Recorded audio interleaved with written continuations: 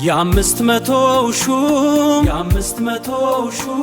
በቀኝ በኩል ቆሞ እንደ ንጉሥ በኩል ይሰራል ሌት ተቀን ሳይል እኩል 500 ሥራ በአንድ እጅ የሚይዝ ጉበት ነው ጌታዬ የጤናችን መቅረዝ ጉበት ነው ጌታዬ ቀኝ በኩል ቆሞ እንደ ንጉሥ በኩል ይሰራል ሌት ተቀን ሳይል እኩል 500 ሥራ በአንድ እጅ የሚይዝ ጉበት ነው ጌታዬ የጤናችን መቅረዝ መድኃኒት ቀምኖ ደምን የሚያጠራ ኃይልን አከማችቶ ለረሃብ የሚሰራ ግን ሁለት ጠላቶች ጦር ሰብቀው መጡ ሊያፈርሱት አሴሩ ጉልበቱን ሊበጡ አንዱ አልኮል ሆኖ ደጁን ያንኳኳል በመርዝ ጥራፉ ቤቱን ይለበልባል ሁለተኛው ደግሞ ፍሩክቶስ ስኳሩ በጥፋት ተባብሮ ሊጠፋ ነው ዛሩ እንደ መርዝ ቆጥሮ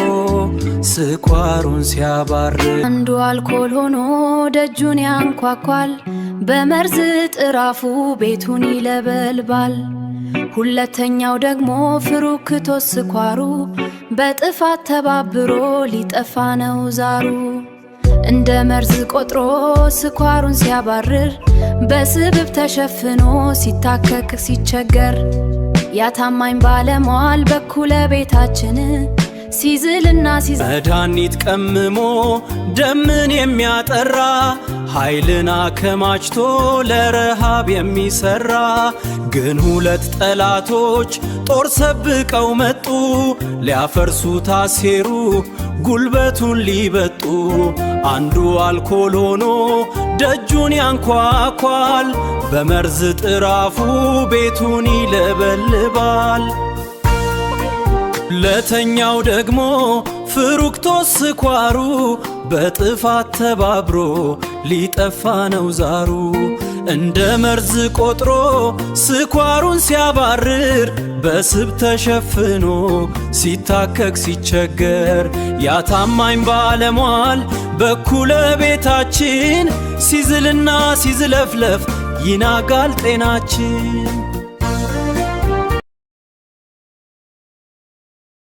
የዊዝደም ሚዲያን ሰብስክራይብ ያድርጉ ሼር ያርጉ ላይክ ያርጉ ያጋሩ Subscribe to Wisdom Media.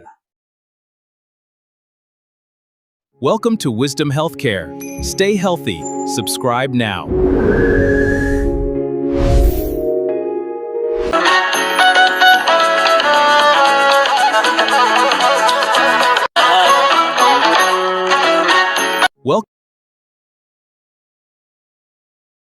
አንድ ሰው የጉበት ስብ አለበት ፋቲ ሊቨር ዲዚዝ አለው የሚባለው መቼ ነው? በሕክምናው ትርጓሜ ከጉበት ጠቅላላ ክብደት ውስጥ 5% በላይ ስብ ሲከማች ወይም በፓቶሎጂ ምርመራ ከ5% በላይ የጉበት ሴሎች የስብ ጠብታዎች ሲታይባቸው ፋቲ ሊቨር ዲዚዝ ይባላል። በአማካይ ለአንድ ጤናማ አዋቂ ሰው የጉበቱ ክብደት ከ1.2 እስከ 1.5 ኪሎ ግራም ሊመስል ይችላል ወይም ደግሞ ከ1200 እስከ 1500 ግራም ይመስላል ማለት ነው። በዚህ መሰረት የጉበትን 5% ክብደት በግራም ስሌት ስናየው ጉበቱ 1200 ግራም ቢሆን ወደ 60 ግራም የሚሆን ስብ በጉበት ውስጥ አለ ማለት ነው። 1500 ግራም ቢሆን ደግሞ የአንድ ሰው ጉበት ክብደት ወደ 75 ግራም ጉበት ውስጥ አለ ማለት ነው። ስለዚህ የጉበት 5% ክብደት በአማካይ ከ60 እስከ 75 ግራም ይሆናል ማለት ነው። በአንድ ጉበት ውስጥ 50% የጉበቱ 5% ስብ አለ ማለት ያን መጠን በግራም ስንወስደው ከ60 እስከ 75 ግራም ያህል ስብ ጉበት ውስጥ አለ ማለት ነው። ከአልኮልና ከስኳር የጉበት ስብን በማምጣት የቱ ይበልጣል? በአሁኑ ጊዜ በዓለም ላይ የጉበት ስብ ቁጥር 1 መንስኤ ስኳር በተለይ ፍሩክቶስ ነው። ቀደም ሲል አልኮል ዋነኛ ነበር። ነገር ግን አሁን አልኮሊክ ፋቲ ሊቨር ዲዚዝ ከአልኮል ጋር በተያያዘ ከሚመጣው የጉበት በሽታ በልጦ ይገኛል። አልኮሊክ ፋቲ ሊቨር ዲዚዝ ማለት ከአልኮል ነፃ የሆነ ማለት ነው። ይሄ የሚመጣው ከየት ነው? ከፍሩክቶስ ነው።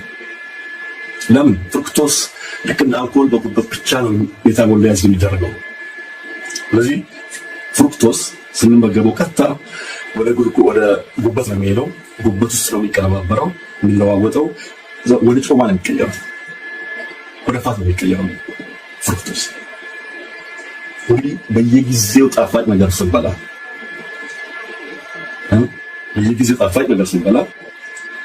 ያ ፍሩክቶስ ጉበታችን ሲገባ ወደ ጮማነት ይቀየራል። በየጊዜው ካርቦሃይድሬት ስንበላ ያ ካርቦሃይድሬት ግሉኮስን ወደ ጮማ ነው የሚቀየረው ጉበት ውስጥ።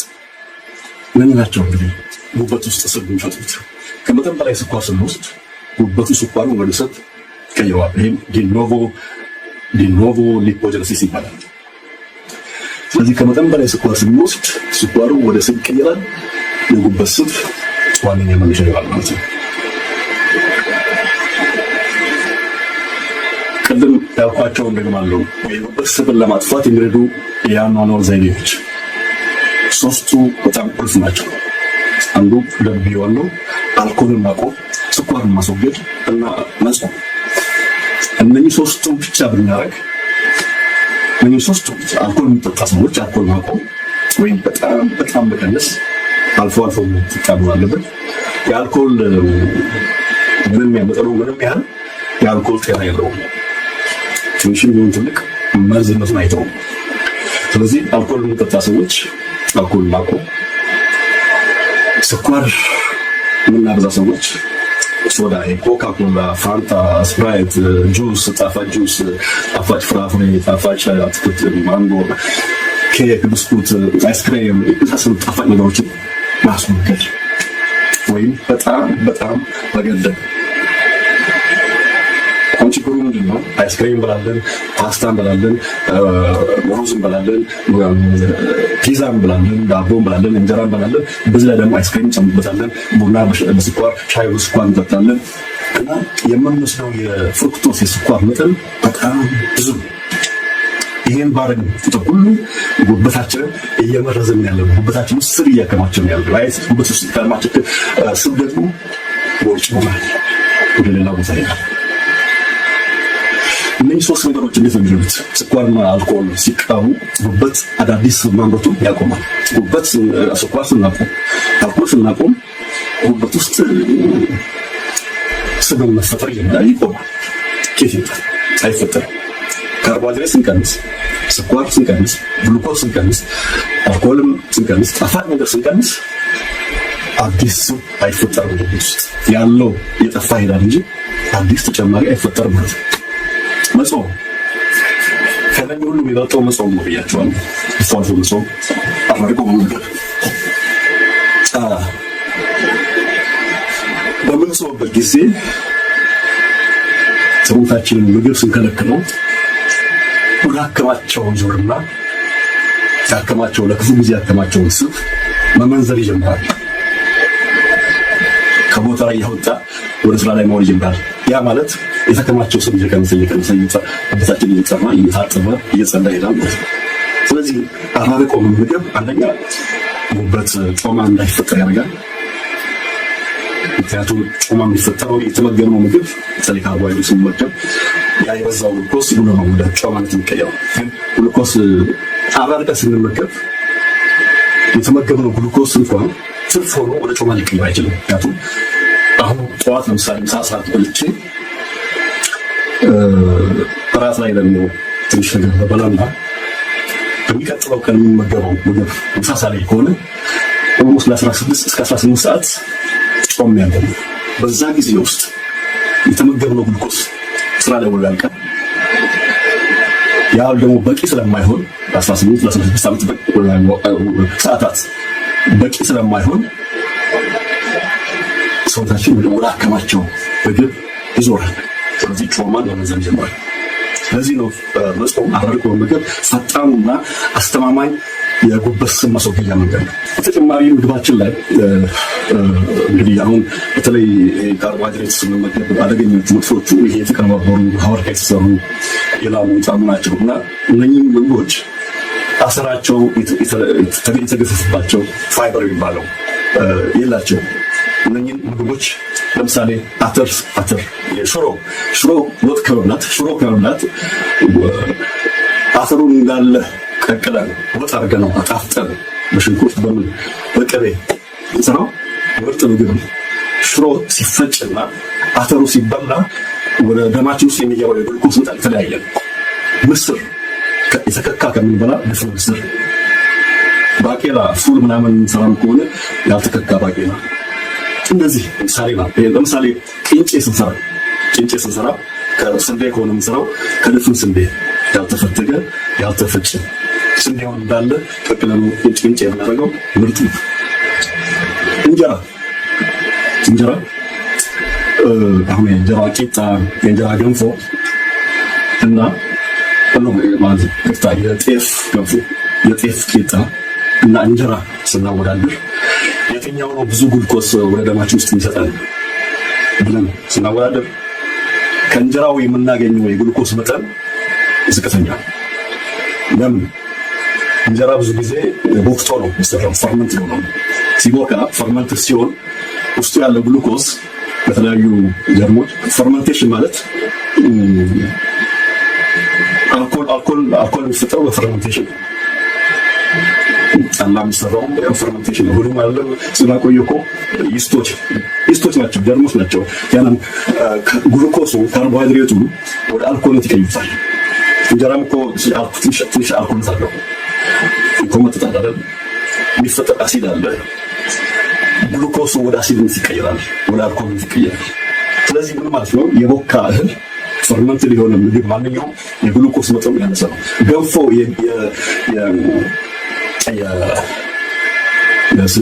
የጤፍ ገንፎ የጤፍ ቂጣ ግን ከፍተኛ ግሉኮስ ይሰጣል። ምክንያቱም ፈርመንት ያለው አልቦካም፣ ግሉኮስ አልተነካም፣ ብዙ ግሉኮስ ነው የሚያገኘው። ስለዚህ የጤፍ ገንፎ እኔ አልመክርም። የጤፍ ቂጣ ችግር አለው። እንጀራ ግሉኮስ አለው፣ ግን እንጀራ የቦካ ስለሆነ ከቦካ ሊጥ ስለሚሰራ ግሉኮስ መጠኑ የቀነሰ ስለሆነ አደጋው ሊቀንስ ነው። ያም ቢሆን ግን እንጀራ ስንመገብ በጣም መቀነስ ያስፈልጋል። ሌላው ዘዴዎች ይሄ የሚበሰበን ማጥፊያ መንገድ አንዱ እንቅስቃሴ ነው። በተለይ ሬዚስታንስ ትሬኒንግ የሚባለው ጡንቻዎችን ማሳደግ፣ ጡንቻ ማዳበር፣ ጡንቻን የሚያዳብሩ አካላዊ እንቅስቃሴዎችን ማድረግ። ለምንድን ነው ጡንቻ የሚበሰብን ለማዳን ለመከላከል የሚጠቅመው? ካርቦሃይድሬትን ስኳርን በብዛት የሚጠቀመው አካላችን ጡንቻችን። ምክንያቱም የሰውነታችን አብዛኛው ክፍል ጡንቻ ነው። የጡንቻ ሴሎች ብዙ ናቸው እና እነዚህ ጡንቻ ሴሎች አብዛኛውን የምንመገበው ግሉኮስ ካርቦሃይድሬት የሚጠቀሙ እነሱ ናቸው። የጡንቻ ሴሎች አነሱ ማለት ግሉኮስን የመጠቀማችን አቅም አነሰ ማለት ነው። ስለዚህ ግሉኮስን ካልተጠቀምን በደም ውስጥ ይከማቻል፣ ወደ ጉበት ሄዶ ወደ ስኳር ወደ ጮማ ይቀየራል። ስለዚህ ጡንቻውን የገነባ ሰው የኢንሱሊን ሬዚስታንስ የማጋጠም እድሉ በጣም ያነሰ ነው። ምክንያቱም ጡንቻ ብዙ ካለው ሲንቀሳቀስ አሁንም ያን የተመገበውን ካርቦሃይድሬት ስራ ላይ ስለሚያውለው ስለሚጠቀምበት ስለማይከማች ወደ ጮማ ስለማይቀየር ብዙ ስለማይሆን ወዲያው ስለሚጠቀምበት ኢንሱሊን በብዛት አይመረትም። ኢንሱሊን ሲመረት ነው፣ ኢንሱሊን ሲመነጭና ሲበዛ ነው ካርቦሃይድሬት ወደ ጮማነት የሚቀየር። ስለዚህ ኢንሱሊን ካልበዛ ወደ ጮማነት የሚቀየር ካርቦሃይድሬት ወይም ግሉኮስ የለም ማለት ነው። ይሄ ሊሆን የሚችለው ምንድነው? በርካታ የጡንቻ ሴሎች ካሉ የተመገብነውን ካርቦሃይድሬት ወዲያው ይጠቀማሉ። ስለዚህ ግሉኮስ በደማችን ውስጥ በዝቶ አይቆይም እና ቁልፍ ለኔ ነው አካላዊ እንቅስቃሴ በቋሚነት ማለት ነው። በተለይ በቋሚነት ጡንቻን መገንባት ወሳኝ ነገር ነው። ሌላው ቅድም ያልኳቸው የኮሊን የተባለው ከእንቁላል የሚገኘው ነገር ያላቸው ምግቦችን አብዝቶ መመገብ በጣም ትልቅ ነው። በተለይ ቅድም እንዳልኩት እንቁላል አስኳሉ እንደ እንቁላል አስኳል ያሉ ምግቦች ስብ ከጉበት ወደ ሌላ የሰውነት ክፍል እንዲጓጓዝ ይረዳሉ። ከጉበት ውስጥ ስብ እንዲወጣ የሚያደርጉ ነገሮች ናቸው። ጤናማ ስብ ማለት ለእኔ ጤናማ ስብ ጮማ፣ ቅቤ የመሳሰሉት ናቸው። ብዙ ጊዜ ኦሊቭ ኦይልም ይጠቀሳል። ኦሊቭ ኦይልም በአንጻራዊነት ከፋብሪካ ዘይቶች የተሻለ ነው፣ ግን እሱም ቢሆን ችግር አለው። ስለዚህ ለጉበት ስብ በዓለም አቀፍ ደረጃ ዋናው ስኳር ወይም አልኮል በስኳርና በአልኮል መካከል ስናወዳድር ብዙ ሰዎች የሰባው ጉበት ፋቲ ሊቨር የሚመጣው ከአልኮል ብቻ ነው ይመስላል ቅድም እንዳልኩት። ነገር ግን በዘመናዊ ዓለም ስኳር በተለይም ፍሩክቶስ ከአልኮል ያልተናነሰ ወይም እንዲያውም በጣም በብዙ እጥፍ የሚበልጥ ጉዳት የሚያደርስ የጉበት ስብ የሚዳርገን ስኳር ነው ፍሩክቶስ። እንግዲህ ቅድም እንዳልኩት ጉበታችን አልኮልን እና ስኳርን ሜታቦላይዝ የሚያደርግበት ወይም የሚያስወግድበት የሚያቀናብርበት መንገድ ተመሳሳይ ነው። አልኮልም ፍሩክቶስም ጉበት ውስጥ ነው። እዛ የሚገቡት ብዙ ዓላማ አላቸው ማለት ተፈጥሯችን እዛ ነው እና አልኮል መርዝ ነው። ያንን መርዝ የሚያረክሰው ዲቶክሲፋይ የሚያደርገው ጉበት ነው። በዛ ሂደት ውስጥ በዛ ዲቶክሲፊኬሽን ሂደት ውስጥ ጮማ ይፈጠራል። ፍሩክቶስን እንዲሁ እዛ ውስጥ ሜታቦላይዝ ሲሆን ሲቀነባበር ሲለወጥ ወደ ሌላ ነገር ሲቀየር በዋናነት ወደ ጮማነት የሚቀየር ጉበት ውስጥ። ስለዚህ አልኮል ወደ 100% የሚሆነው ይፈጨው በጉበት ነው። ፍሩክቶስን ልክ እንደ አልኮል ሁሉ ፍሩክቶስ በቀጥታ ወደ ጉበት ነው የሚሄደው እና ሌሎች የሰውነት ክፍሎችን ለኃይል ሊጠቀሙበት አይችሉም። ፍሩክቶስ ለኃይል ብዙ አይጠቅም። ብዙ አይደለም ኦልሞስት ፍሩክቶስ ለኃይል ጉልበት ኤነርጂ ላይ ብዙ አይደለም። ምክንያቱም ቀጥታ ወደ ጉበት ነው የሚሄደው ወደ ይቀየራል ማለት እና ሁለቱም በቁጥር ስናነጻጽራቸው የሰባ ጉበት በሽታ በሁለት ይከፍላል። ሜንስትሪም ሳይንስ በአልኮል የሚመጣና ምን አልኮሊክ ፋቲ ሊቨር ዲዚዝ በምግብ የሚመጣ ማለት ነው። በስኳር ወይም በምግብ የሚመጣ። ስለዚህ ሁለት አይነት ጉበት ስባማ ጉበት በሽታ ነው ያለው። በአልኮል የሚመጣ አልኮሊክ ፋቲ ሊቨር ዲዚዝ፣ ከአልኮል ውጭ የሚመጣ ደግሞ ከምግብና ከስኳር የሚመጣው ነን አልኮሊክ ፋቲ ሊቨር ዲዚዝ የሚባለው ነው። እና ቀደም እንዳልኩት የሚበልጠው አደጋው የሚበልጠው የስኳሩ ነው። አሁን ደግሞ በተለይ በዓለም ዙሪያ የስኳር ተጠቃሚ ሁሉም ሰው ስኳር የማይጠቀም ነው ያው ማጥቶና። ስለዚህ የጉበት ስብ የስባማ ጉበት በሽታ ፋቲ ሊቨር ዲዚዝ ዋና መንስኤ ፍሩክቶስ ጣፋጭ ነገር ስኳር። የዊዝደም ሚዲያን ሰብስክራይብ ያድርጉ፣ ሼር ያርጉ፣ ላይክ ያርጉ፣ ያጋሩ። Subscribe to Wisdom Media. Welcome to Wisdom Healthcare. Stay healthy. Subscribe now.